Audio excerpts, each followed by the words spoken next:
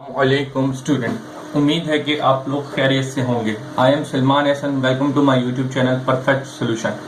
बेटा, इस वीडियो के अंदर हम लोगों ने एक्सरसाइज 9.3 का क्वेश्चन नंबर 10 को कंप्लीट करना है। ठीक है, यानी कि क्वेश्चन नंबर 10 के इस वीडियो के अंदर पार्ट नंबर 1 और पार्ट नंबर 2 करवा दूंगा और बाकी के जो 2 पार्ट हैं वो आप लोगों ने अगली वीडियो में देख लेने हैं।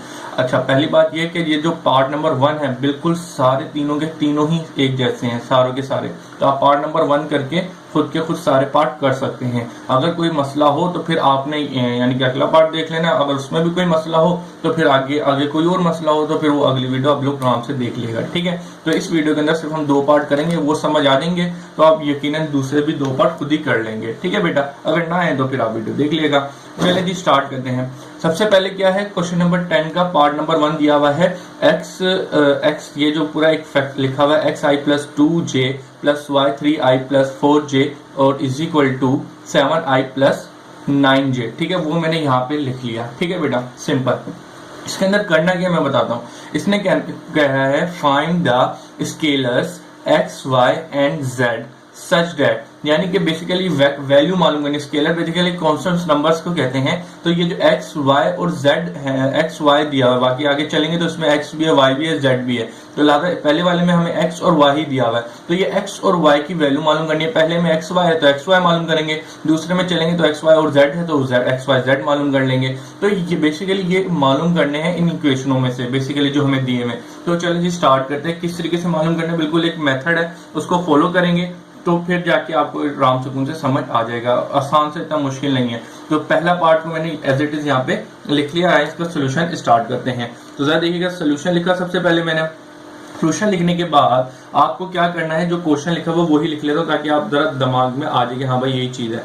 Plus 2j plus y 3i plus 4j is equal to 7i plus 9j। ठीक है बेटा, ये क्वेश्चन आपको दिया था, मैंने दोबारा उतार लिया। आपको यहाँ से x और y की वैल्यू मालूम करनी है। तो उसके लिए क्या करेंगे, जो x है ये से मल्टीप्लाई करेंगे। चले आए मल्टीप्लाई करते हैं सबसे पहले। तो x मल्टीप्लाई बाय इस i से करूंगा तो यहाँ पे 1 था तो x1 जा x ही रहेगा। ठीक है बेटा, प्लस अब जरा इससे मैं मल्टीप्लाई करूंगा तो ये 2xj हो जाएगा। ठीक है बेटा, ये बात समझ आ गई। यहाँ तक सिंपल मैंने इससे मल्टीप्लाई किया है। आगे चलते हैं। प्लस अब ये जो y है अब इससे इन दोनों से मल्टीप्लाई होगा तो ये क्या बन जाएगा 3yi और इससे मल्टीप्लाई करेंगे, अगले से मल्टीप्लाई करेंगे तो 4yj। सिंपल। ठीक है बेटा, और is equal to 7i plus 9j। Simple. ठीक है, अभी तक कुछ भी नहीं किया, बस ये जो x से इससे मल्टीप्लाई किया और ये जो y थे इनसे मल्टीप्लाई करे और ये एज इट इज उतार दिया। ठीक है बेटा, अब क्या करना है, जिनके अंदर i है उनको एक साथ लिखेंगे और जिनके अंदर j है उनको एक साथ लिख देंगे। ठीक है बेटा, तो सबसे पहले आए एक x i ये रहा तो x i ये हो गया और कहाँ i लिखा हुआ है, दूसरा i ये लिखा हुआ तो प्लस 3yj y i लिखा हुआ है। ठीक है, तो ये i और इन दोनों i को मैंने एक साथ लिख दिया। अब क्या करना है, j की बारी है। तो देखिएगा 2xj। ठीक है, एक ये लिख दिया और कहाँ j लिखा हुआ है, इसके अंदर ये लिखा हुआ तो क्या कर दिया मैंने, इसको इसके साथ लिख दिया। ठीक है बेटा, और इजिकल टू ये तो अलग, इजिकल टू उस साइड पे था वो ऐसी का ऐसी ही रहेंगे। ठीक है बेटा, ये वाली बात बताएं मुझे, कुछ भी इतना खास नहीं किया। क्या किया, बस ये मल्टीप्लाई किए हैं, आई और जे को एक साथ लिख दिया। सिंपल काम किया, अभी तक कोई मुश्किल चीज नहीं की। अब हम क्या करेंगे, आई जो है इन दोनों के अंदर उसको कॉमन लेंगे। ठीक है, तो जरा देखिएगा x प्लस 3y, इसको ब्रैकेट लगा दिया और ये i कॉमन ले लिया। क्यों, क्योंकि इन दोनों के अंदर i थे, उनको साइड पे निकाल दिया। ठीक है, इसी तरीके से यहाँ पे j को भी हम कॉमन लेंगे। तो जरा j कॉमन लेते हैं तो देखते हैं मेरे पास क्या आता है, 4y। ठीक है, तो यहाँ से भी j निकल गया, यहाँ से भी j निकल गया तो ये मेरे पास ये रकम बचेगी। ठीक है, is equal to 7i plus 9j। ठीक है, ये ऐसे का ऐसे उतर के आ गया। अब यहाँ पे आपने क्या करना है कि यहाँ पे लिखेंगे इक्वेटिंग द कंपोनेंट्स। बेसिकली क्या करेंगे, कंपोनेंट्स क्या है बेटा, जरा देखिएगा ये जो i का है ना, ये i इसके बराबर है, ये वाला जो i है इसके बराबर है। जरा देखिएगा, ये वाले जो i का पार्ट है इसके साथ ये जो नंबर लिखा है के साथ ये इस i के बराबर है इज इक्वल टू के, और ये वाला जो है j ये इसके बराबर है j वाला, ठीक है। तो सिंपल हम इसको इक्वल रख के ये इक्वेशंस बनाएंगे और उसको सिंप्लीफाई करके अपनी वैल्यू निकाल लेंगे।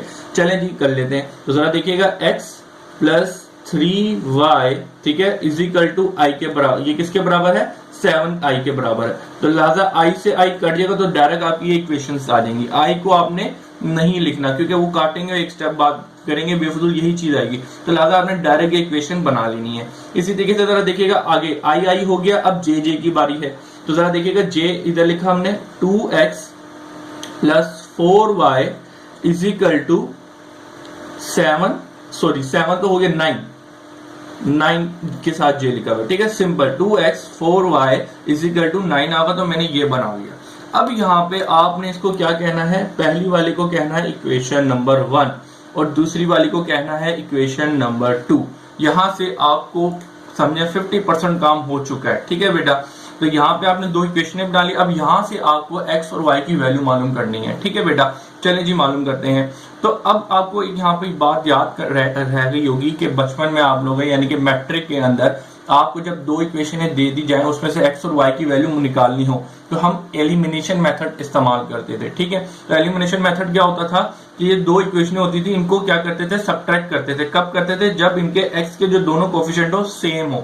अगर सेम नहीं होता तो फिर सेम बनाते थे। तो लिहाजा हम इन दोनों को एलिमिनेशन करेंगे, यानी कि दो इक्वेशन एक दूसरे से सब्ट्रैक्ट करेंगे और वहां से x और y की वैल्यू मालूम कर लेंगे, ठीक है। चलें जी इनको स्टार्ट करते हैं। लेकिन सबसे पहले क्या होना चाहिए कि इन x के जो दोनों कोफिशिएंट है वो सेम होने चाहिए। जैसे कि यहाँ पे 1 लिखा हुआ है और यहाँ पे 2 लिखा हुआ है, ठीक है बेटा। तो ये दोनों 2 होते तो फिर ही मेरा काम बनता।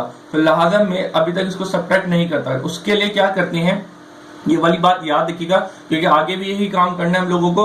तो इस बात को याद रखिएगा, जब भी दो इक्वेशन हम एलिमिनेट कर रहे हो और x के कोफिशिएंट सेम ना हो तो हम फिर क्या करते हैं, जो x इक्वेशन 1 के साथ x के साथ क्या लिखा हुआ है 1 लिखा हुआ है, वो क्या करेंगे मल्टीप्लाई बाय इक्वेशन नंबर 2, और जो इक्वेशन नंबर 2 के साथ x का कोफिशिएंट लिखा हुआ है उसको मल्टीप्लाई करेंगे इक्वेशन नंबर 1 से, ठीक है बेटा, सिंपल। तो लिहाजा जरा देखिएगा क्या करेंगे हम लोग 1 मल्टीप्लाई बाय, क्योंकि इक्वेशन 1 के साथ x का क्या कोफिशिएंट है 1, तो लिख देंगे 1 multiply by equation number 2, simple, ठीक है बेटा। इक्वेशन नंबर 2 से 1 को मल्टीप्लाई कर देंगे और इक्वेशन नंबर 2 में x के साथ क्या लिखा हुआ है 2 लिखा हुआ है, तो लिहाजा 2 multiply by equation number 1, simple. ये काम करना और कुछ भी नहीं करना, ठीक है। और उसके बाद में आपने लिख देना है एंड सब्ट्रैक्टेड बोथ, यानी एक दूसरे से क्या कर देंगे सब्ट्रैक्ट कर देंगे, यानी कि माइनस कर देंगे। फिर देखिएगा जादू, यानी कि काम आपका हो जाएगा, ठीक है बेटा। चले जी आए। तो सबसे पहले क्या करना है 1 मल्टीप्लाई बाय इक्वेशन नंबर 2 और 2 मल्टीप्लाई बाय इक्वेशन नंबर 1। तो लिहाजा मुझे सबसे पहले इक्वेशन नंबर 1 उठा लेता हूं, तो 2 को मल्टीप्लाई करना है इक्वेशन नंबर 1 से। तो जरा देखिएगा 2 मल्टीप्लाई करूंगा तो क्या होगा, ये उठाता हूं, अच्छा जी 2 मल्टीप्लाई करते हैं इससे, तो 2 1 जा 2, फिर इससे मल्टीप्लाई करेंगे तो 2 मल्टीप्लाई करना है 2 3 2 3 जा 6 इज इक्वल टू, अब 7 से मल्टीप्लाई करेंगे 2 तो 14 आ जाएगा, सिंपल, ठीक है बेटा। अब इसी तरीके से इक्वेशन नंबर 2 से क्या मल्टीप्लाई करना था 1 मल्टीप्लाई करना था। तो चलें जी 1 मल्टीप्लाई करते तो 1 2 जा 2x ही आएगा। अब 2 4 को 1 से मल्टीप्लाई करेंगे तो 4 1 जा 4 ही आएगा। इसी तरीके से 9 से भी मल्टीप्लाई करेंगे तो 9 1 जा 9 ही आएगा, क्योंकि इक्वेशन 2 से 9 को 1 मल्टीप्लाई करना था, सिंपल। अब इसके बाद हम लोगों ने क्या करना है, इसके बाद हमने करना था एंड सब्ट्रैक्टेड बोथ, यानी कि एक दूसरे से सब्ट्रैक्ट कर देंगे, ठीक है। तो सब्ट्रैक्ट करने में क्या होता है, ये प्लस है तो माइनस, ये प्लस है तो माइनस, और ये प्लस है तो माइनस, यानी कि साइन चेंज हो जाता है, सिंपल। तो अब इन दोनों को एक दूसरे को सब्ट्रैक्ट करें तो देखिए क्या आंसर आएगा, देखिए ये प्लस का ये माइनस का कैंसिल हो गए। अब जरा देखिएगा 6 और 4, अब 6 में से 4 माइनस करने हैं, ठीक है, ये माइनस का साइन देखा जाएगा। तो 6 में से 4 चले गए तो आपके पास कितने बचे 2y बच गया, सही है बेटा। और जरा 14 में से 9 चले गए तो आपके कितने बचे इज इक्वल टू 5, ठीक है बेटा, सिंपल। 14 में से हमने 9 माइनस कर दिए तो हमारे पास सिंपल 5 बचेगा, ठीक है बेटा। अब जरा आज इसको लेके साइड पे 2y इज इक्वल टू 5, आपको यहां से किसकी वैल्यू चाहिए y की वैल्यू चाहिए, तो 2 मल्टीप्लाई और इधर जाके डिवाइड हो जाएगा, ठीक है। तो लिहाजा आपने simple y is equal to 5/2 निकाल ली है वैल्यू। तो उम्मीद है कि यहाँ पे आपकी एक वैल्यू, क्या निकालना था आपको, स्केलर्स निकालने थे एक्स वाई जेड, तो यहाँ तक आपने किसकी वैल्यू निकाल लिया, वाई की मालूम कर ली है। अब किसकी रह गई है, एक्स रह गया। तो एक्स निकालने के लिए ये आपकी मर्जी है इक्वेशन 1 में या इक्वेशन 2 में, जहां दिल करे वहां पे आप वैल्यू पुट कर दें और अपना आंसर निकाल लें। ठीक है बेटा, चलें जी करते हैं। तो लिहाजा मैंने क्या करूंगा, put the value of y in equation 2। ठीक है, इक्वेशन 2 क्यों, क्योंकि यहाँ पे मैं देख रहा हूँ सिंप्लीफिकेशन मेरे लिए आसानी है, तो लिहाजा मैं यहाँ पे कर देता हूँ, 2 मिनट में मेरे पास आ जाएगा। अगर यहाँ पे डालूंगा तो मेरे पास एलसीएम शेल्सियम लेना पड़ेगा, तो मेरे लिए मुश्किल बनेगा, तो मैं नहीं करता। तो अब इस चीज को कॉमन सेंस कर लिएगा, जरा देख लिएगा। ठीक है बेटा, चलें जी। अब इक्वेशन 2 के अंदर y की वैल्यू पुट करनी है, तो जरा देखिएगा 2x ऐसी कैसी रहा प्लस 4y, y की जगह क्या वैल्यू लिखनी है, 5/2। ठीक है, सिंपल y की वैल्यू लिखी इज इक्वल टू 9 का 9 रह गया मेरे पास। ठीक है, तो सिंपल 9 की y की वैल्यू डाल दी, अब इसको सिंप्लीफाई करेंगे। तो सबसे पहले देखिएगा 2 1 जा 2 और 2 2 जा 4, ये 2 बच गया इसके बाद। तो ये 2x मेरे पास यहाँ पे क्या रह गया, 2 multiply by 5 is equal to 9। ठीक है, अब अगले स्टेप में जरा देखिएगा क्या करता हूँ, 2x अब ये मल्टीप्लाई हो रहा है तो 2 5 जा 10 इज इक्वल टू 9 हो जाएगा। ठीक है बेटा, अब इसको जरा आगे कर रहा हूँ, इसको इधर लेके जा रहा हूँ, तो जरा देखिएगा 2x ऐसी कैसी रहा, ये प्लस का उधर जाके माइनस का हो जाएगा, तो 9 माइनस 10। ठीक है, तो जरा देखिएगा 10 में से 9 में से 10 निकाले तो क्या बचेगा आपके पास, तो 2x इज इक्वल टू -1 आ जाएगा। ठीक है, 10 में से बड़ी साइन नेगेटिव की, तो लाजा -1 मेरे पास बच गया। अब जरा देखिएगा मुझे यहाँ से x की वैल्यू चाहिए, तो मल्टीप्लाई हो रहा है, इधर जाके डिवाइड हो जाएगा, तो लाजा x की जो वैल्यू बनी वो क्या बनी, -1/2। सही है बेटा, सिंपल।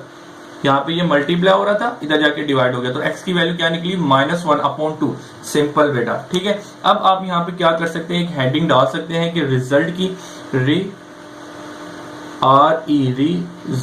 क्योंकि बेटा इसमें बेसिकली x और y की वैल्यू मालूम करनी होती है। अक्सर बच्चे x और y की वैल्यू बीच में घुमा देते हैं, तो लिहाजा उसको x और y की वैल्यू चेक करनी हो तो डायरेक्ट आप इस रिजल्ट की हेडिंग डाल के आखिर में लिख दिया करें कि हाँ भाई ये देखो ये चीजें चाहिए थी, तो ये दोनों चीजें हमने आपको निकाल के दे दी हैं। ठीक है, तो उसको ताकि फाइनल रिजल्ट आंसर होगा तो आपको उसको भी आसानी होगी देखने में। तो this is your required answer. उम्मीद है बेटा ये चीज क्लियर हो गई होगी। इसी तरीके से अब हम अगला पार्ट करेंगे, यानी कि पार्ट नंबर 2। क्वेश्चन नंबर 10 का पार्ट नंबर 2 करना है, जो ये लिखा हुआ, तो इसको मैंने एज इट इज यहाँ पे लिख लिया। ठीक है बेटा, चलें जी इसका सोल्यूशन स्टार्ट करते हैं। तो सबसे पहले सोल्यूशन लिखा, सोल्यूशन लिखने के बाद जैसा क्वेश्चन लिखा है उसको एक बार लिख देता हूँ। ठीक है, x + y i - j, ठीक है, माइनस zi, सही है, is equal to i + 2j + 3k। Simple. ठीक है बेटा, अब हम क्या करेंगे, आपको पता है ये जो x है इससे मल्टीप्लाई होगा, i से मल्टीप्लाई होगा और ये जो z है अंदर मल्टीप्लाई होगा। तो चलें जी कर देते हैं। तो ये क्या हो जाएगा, x हो जाएगा। ठीक है, प्लस अब ये x से मल्टीप्लाई होगा तो xk हो जाएगा। अब ये y से मल्टीप्लाई कर दूंगा तो ये क्या हो जाएगा, yi हो जाएगा और ये yj हो जाएगा। सिंपल। अब जरा देखिएगा माइनस zi हो जाएगा, क्योंकि आगे 2 नंबर थे नहीं, सिर्फ एक का 1 नंबर तो इस तरह का इस तरह ही हो गया। सही है बेटा, पहला स्टेप तो हमारा हो गया कि सिंपल जो ij के होते थे उनको हमने मल्टीप्लाई कर देना है उनको। ठीक है, अब अगले स्टेप में हम क्या करते थे कि i j और k वाले जो होते थे उनको एक साथ लिख देंगे। तो जरा जी देखें, i इसमें लिखा हुआ है, तो yi, एक i ये हो गया और दूसरा i ये रहा zi, तो -zi। सिंपल i वाले 2 नंबर हो गए मेरे पास खत्म।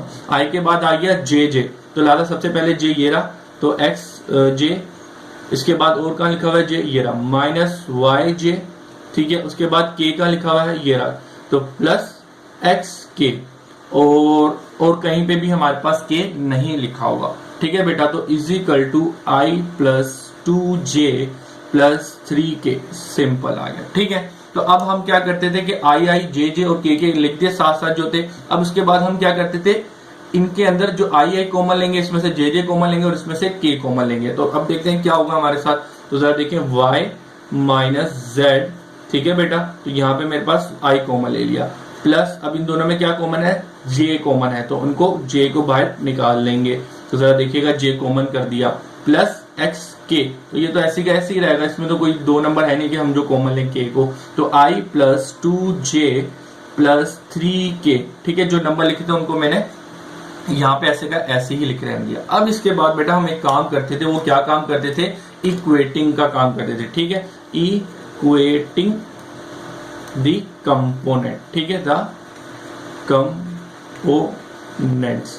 इक्वेटिंग द कंपोनेंट्स का मतलब क्या होता है, आई के बराबर हो जाएगा, इक्वल के उस साइड पे जे के बराबर हो जाएगा और के के बराबर हो जाएगा। तो चलें जी आई करते हैं। तो simple y minus z is equal to, ये था, ये आई के बराबर हो जाएगा। तो आई के साथ इस वक्त क्या लिखा हुआ है, 1 लिखा है, तो ये 1 आ गया, सिंपल।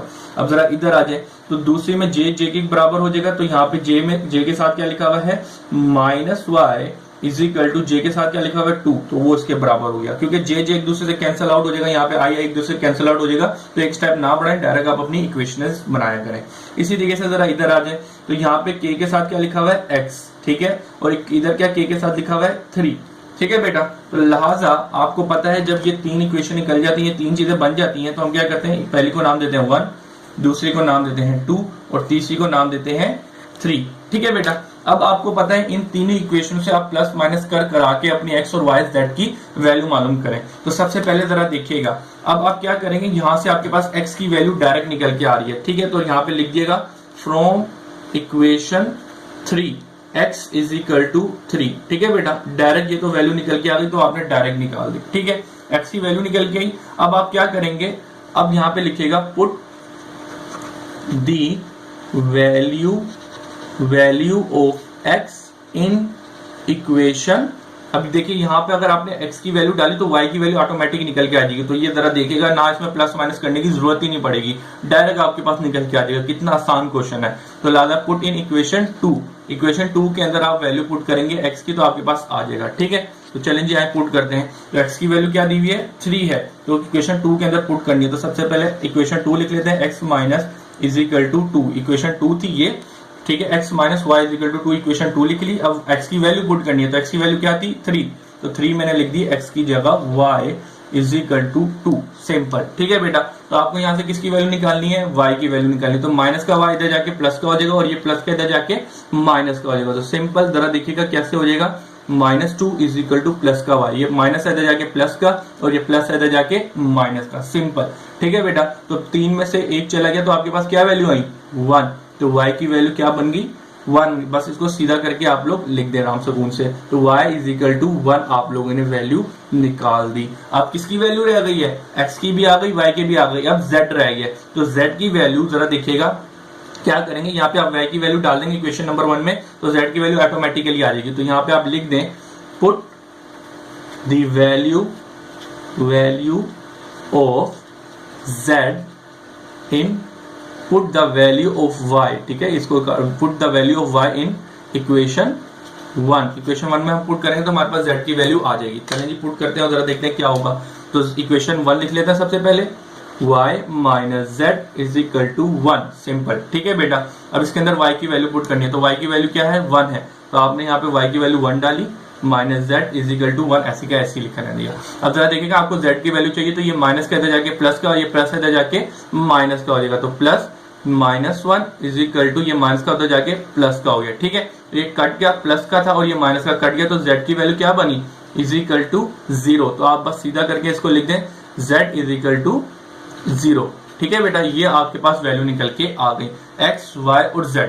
बेसिकली आपको पता है यहाँ पे 3 वैल्यू मालूम करनी थी, तो आप एक रिजल्ट की हेडिंग डाल दें और तीनों चीजों को एक साथ लिख दें, ताकि जो चेकर है उसको आसानी होगी, तो वो आपको नंबर भी सही तरीके से आराम से देगा। तो लिहाजा x की वैल्यू क्या निकाली 3, y की वैल्यू क्या निकाली आपने 1 और z की वैल्यू क्या निकाली आपने 0, सिंपल। तो this is your required answer, ठीक है बेटा। उम्मीद है कि ये चीजें क्लियर हो गई होंगी। इंशाल्लाह इसके आगे के जो दोनों पार्ट हैं वो बिल्कुल इसी के जैसे हैं, तो आप वो खुद कर सकते हैं, ठीक है बेटा। अल्लाह हाफिज। अगर नहीं देख सकते, यानी कि कुछ कंफ्यूजन है, तो फिर आप अगली वीडियो देख लीजिएगा, कोई मसला नहीं है, क्योंकि मैं सोल्यूशन कराऊंगा अगले इनके पार्ट के। अल्लाह हाफिज।